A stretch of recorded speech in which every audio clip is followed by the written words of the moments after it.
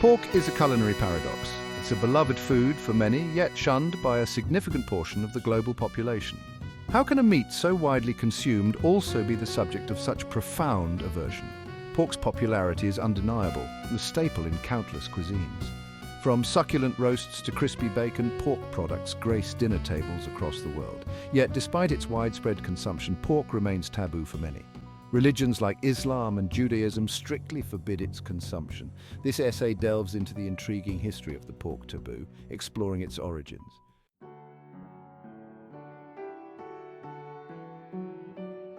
The earliest written record of the pork taboo appears in the Torah, specifically in Leviticus and Deuteronomy. These ancient Jewish texts explicitly forbid the consumption of pork, stating it's unclean because pigs have cloven hooves but don't chew cud. The Quran also prohibits pork, listing it alongside carrion and blood as forbidden substances. Some scholars theorize that the pork taboo originated from ancient health concerns. Could early civilizations have recognized the risks associated with consuming pork and codified these concerns into religious law? While this theory holds some weight, it's not without its flaws.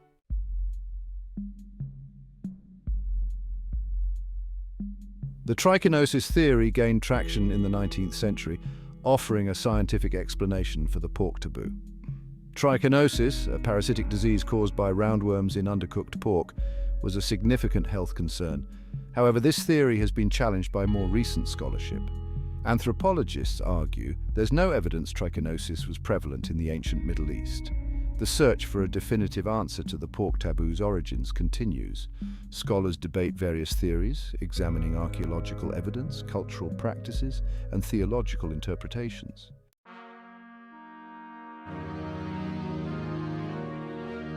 To understand the pork taboo, we must journey back to the ancient Middle East. Pigs were domesticated alongside other livestock, but weren't always the most popular meat. As populations grew, pigs increasingly competed with humans for food resources.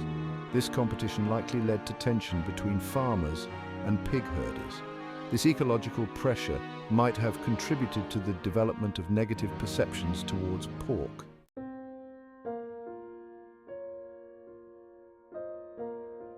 The 12th century Jewish philosopher Maimonides argued that the prohibition against pork stems from the animal's perceived uncleanliness.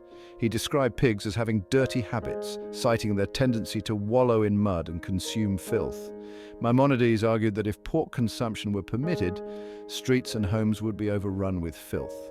While pigs are known for their rooting and wallowing behaviors, these are often a consequence of their environment and treatment. Given the opportunity, pigs will seek out clean water and mud.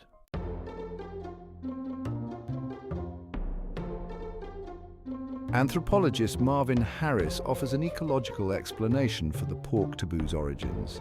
He argues that the prohibition arose from the ecological pressures pigs presented in the ancient Middle East. The region's arid climate and limited water resources made it difficult to raise pigs efficiently. Pigs require shade and water to regulate their body temperature, and in the hot, dry Middle East, these resources were scarce.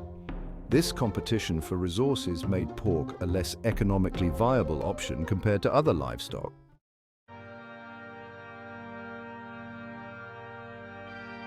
Anthropologists view food as more than just sustenance. It's a powerful symbol imbued with cultural, religious, and social significance. The pork taboo becomes more than just a dietary restriction. It's a statement about identity and values. Pigs, with their cloven hooves but non-ruminant digestive systems, occupied an ambiguous space in the ancient world's system of animal classification. The act of choosing not to eat pork can be seen as a way of asserting one's identity and aligning with a particular group. This symbolic power of food helps explain the persistence of the pork taboo across generations.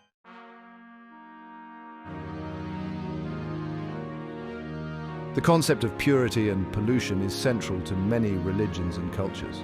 Food taboos often serve as a way of maintaining social order and reinforcing boundaries between different groups. The pork taboo can be seen as a way of separating those who adhere to a particular set of beliefs from those who do not. The ancient Israelites used food laws, including the pork taboo, as a way of distinguishing themselves from their neighbors. Similarly, the adoption of the pork taboo by Islam further solidified its role as a boundary marker between Muslims and non-Muslims.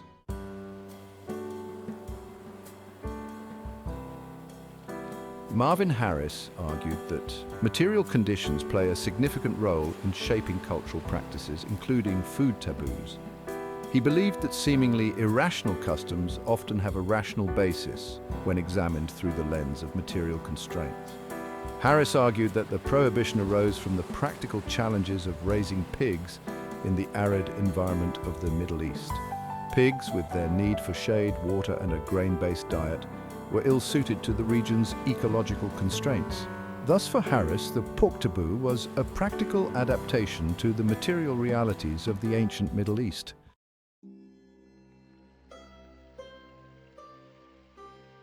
Despite changing ecological and economic conditions, dietary laws, including the pork taboo, have persisted for millennia.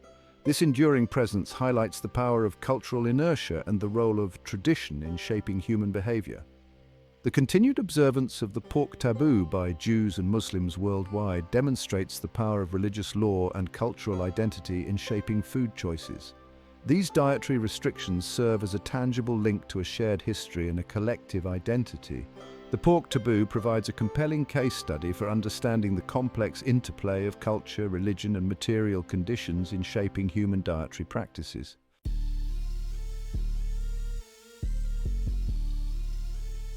Archaeology provides a fascinating window into the dietary habits of ancient civilizations. Excavations across the Middle East have unearthed a wealth of animal bones, providing insights into the dietary practices of ancient populations. While the proportion of pig bones varies significantly between sites and time periods, their presence alone challenges the notion of a universal aversion to pork in the ancient world. Excavations at Catalhoyuk revealed a diverse range of animal remains, including those of pigs. The presence of pig bones suggests that pork was part of the dietary repertoire of these early farmers.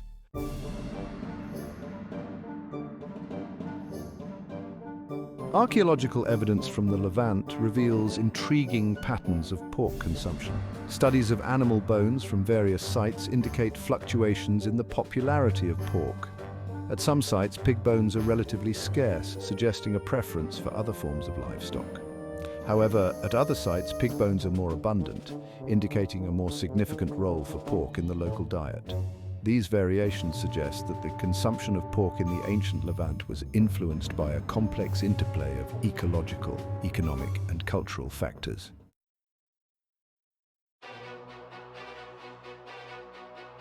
Archaeological findings suggest that the reality on the ground in ancient Israel was more complicated than the Hebrew Bible's explicit prohibition of pork.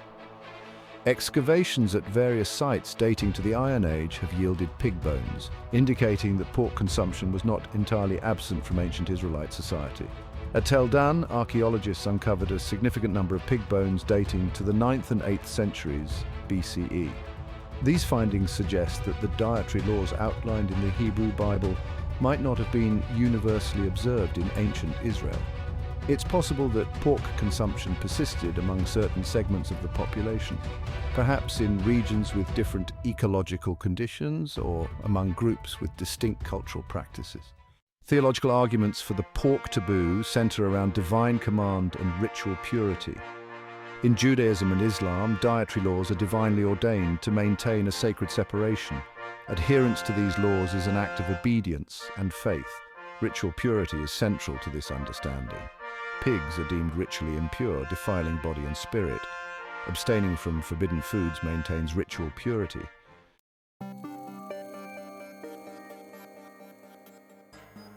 In some religious traditions, the prohibition against pork goes beyond mere ritual impurity, elevating it to the status of an abomination. This designation implies a deeper level of aversion and disgust, suggesting that the consumption of pork is not just forbidden but inherently abhorrent. The reasons behind this heightened sense of revulsion are complex and often rooted in specific cultural and historical contexts. In some cases, pigs might have been associated with pagan rituals or deities, leading to their demonization by monotheistic religions seeking to distance themselves from earlier belief systems. In other instances, the abomination label might reflect a desire to establish a clear moral and spiritual hierarchy, with certain animals, including pigs, relegated to the bottom rung. This notion of abomination often carries with it a sense of moral contamination. The consumption of pork is not just seen as a dietary infraction, but as a transgression against the divine order, a defilement of the sacred. This moral dimension adds another layer of complexity to the pork taboo, making it a potent symbol of religious boundaries and cultural identity.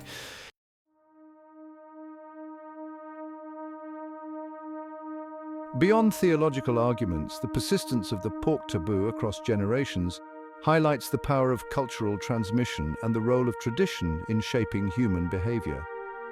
Food practices once established within a community often become deeply ingrained, passed down from parents to children as part of their cultural inheritance, even when the original reasons for a particular dietary restriction are forgotten or no longer relevant. The practice itself can endure through the sheer force of tradition. Food choices become intertwined with family customs, religious rituals, and social norms, creating a powerful sense of continuity and shared identity. In the case of the pork taboo, centuries of religious observance have solidified its place in Jewish and Muslim cultures.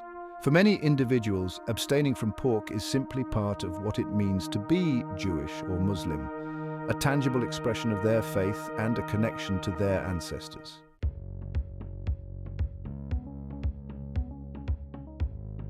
In our increasingly interconnected world, food taboos like the prohibition against pork are no longer confined to specific geographic regions or cultural enclaves. Globalization, with its intricate web of trade, migration, and cultural exchange, has brought diverse dietary practices into closer contact, leading to both challenges and opportunities for understanding and navigating food-related sensitivities. As Jewish and Muslim communities have established themselves in various parts of the globe, so too have their dietary traditions.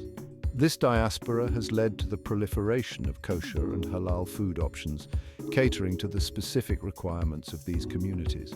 What was once a niche market has now become a global industry, with supermarkets and restaurants worldwide offering designated sections or menus that adhere to these dietary laws. This globalization of food taboos presents a unique opportunity for intercultural dialogue and understanding. As individuals encounter dietary practices different from their own, it fosters curiosity and encourages conversations about the cultural and religious significance of food choices. In an increasingly diverse world, understanding and respecting these differences is essential for promoting tolerance and inclusivity.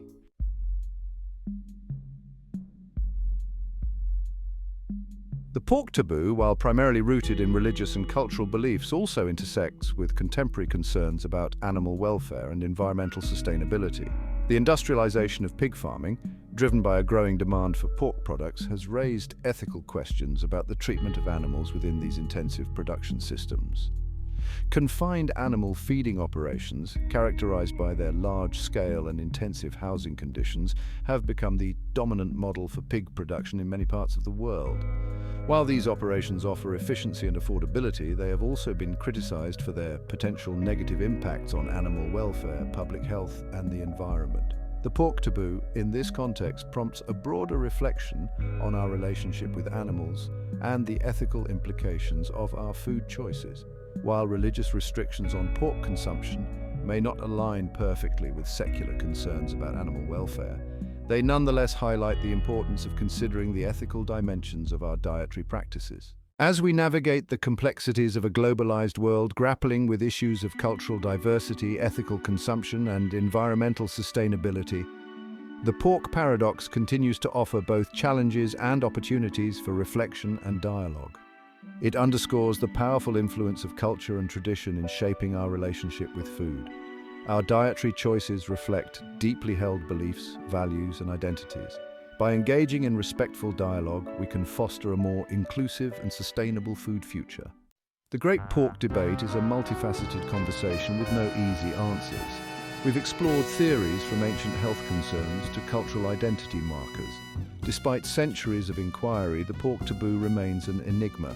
It's a tapestry woven from threads of ecology, religion, and symbolism. The pork taboo challenges us to embrace the ambiguity in understanding the past. The pork taboo offers more than just a glimpse into the past. It provides food for thought in our interconnected world. Encountering different cultural practices, including food, is inevitable.